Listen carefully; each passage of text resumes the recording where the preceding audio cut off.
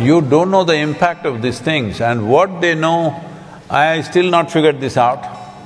People always wondered, how do you survive? In any season you go, you manage to stay there for 2-3 weeks and come back. Approximately about 3/4 of a liter it would take. You just drink that, that's the food.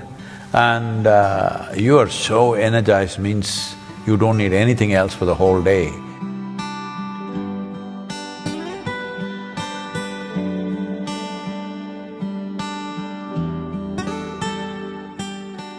We have forgotten that soil is the greatest and the most complex and sophisticated living system, not on just the planet, in the universe.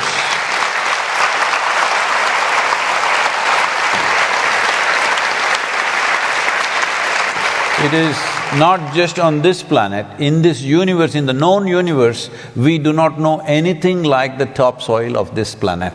That's how complex and sophisticated it is. And it is fantastic partnerships between various species and how they function, and the whole chemistry of the planet is managed by them. But in many people call this as dirt. If that is dirt, you and me are dirt bags. Hello?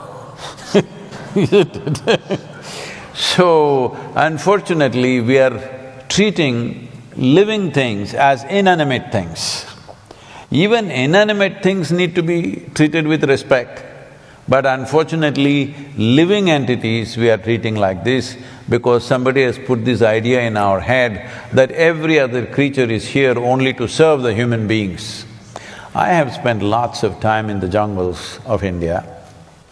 I have spent so much time observing all the different creatures, not just the big ones, the small ones, because the crickets, the grasshoppers, the ants, termites, you better know who they are because I've been in the jungles, I've had close encounters with tigers, I have very close encounters with elephants, and the Indian wild buffalo is terror, but I've been very close around them.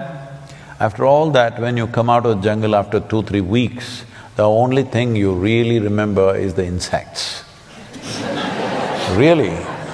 You don't know the impact of these things, and what they know, I still not figured this out.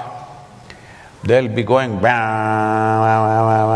they'll be going exactly at… especially in the rainforest in the south, exactly at 2:30 in the morning, chuck, they'll stop. Within 30 seconds, another group starts off. They'll go on for hours. Every day, I'm just looking at the watch, exactly at 2:30 in the morning. What are they doing? They know something that you and me have not figured out, all right? I'm saying without a clock, without anything, they know time to the second. How? But they know. As the birds know how to, they got their own GPS, insects got their own time clock.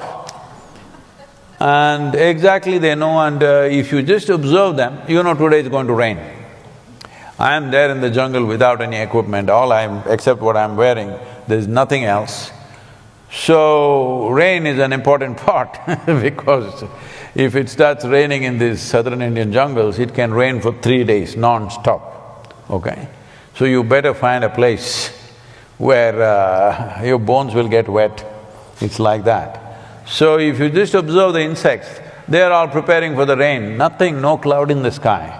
But I learn to trust them. If I watch them, I know that it's going to rain means it's going to rain. When they say it, it's true.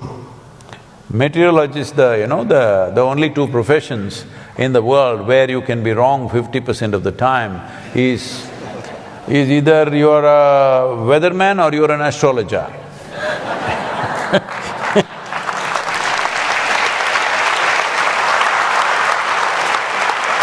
I heard that you guys are all soaked in honey. Let me tell you my honey story. Can I tell them a honey story? Yes, please. I'm just like them. I'm listening. I'm enjoying myself. Please, do, go. So when I was getting lost in the jungles of India, the only food that sustained me largely was honey. I ate other things that I don't want to talk to you about, but largely honey. People always wondered, how do you survive? In any season you go, you manage to stay there for 2-3 weeks and come back, how do you do it?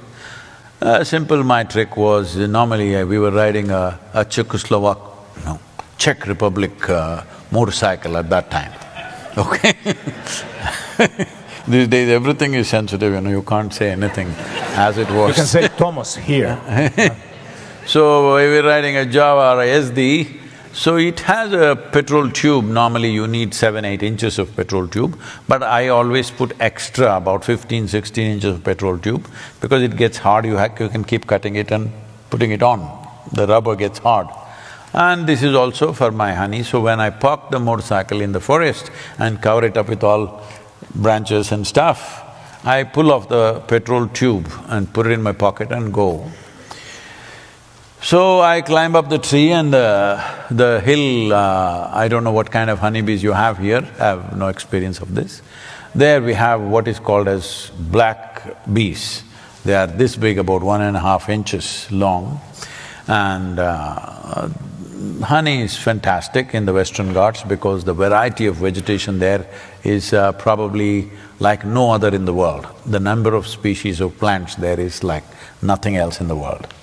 So, I go there and these huge hives, they built it on that kind of branch where the sloth bears cannot get. A sloth bear weighs approximately 70 to 85 kilograms. So, the bees are so smart, they will build it in a place where the bear cannot get to it. Just on that kind of branch, where the bear will not be able to go because the branch will bend. So I'm just around little over 70 kilograms. So I crawl up that, go close to it, stick my pipe into the hive and drink it up. I drink up about 3/4 of a liter of honey, and for the day I'm settled, So I just lived on honey for many weeks, and there are tribes called honey shepherds in India, they're called Jenukuruvas. So I went and lived with them, and they just live on honey. Every day, from morning to evening, just their bamboo glasses about this tall, approximately about 3/4 of a liter it would take, you just drink that, that's the food.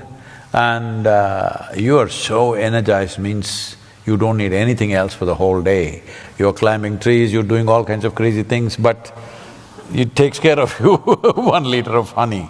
So I'm just telling you because I heard beekeeping is a big deal here.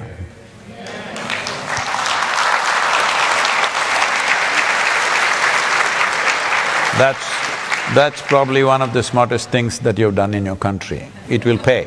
It will pay in future. Not just with honey, it'll pay in many ways.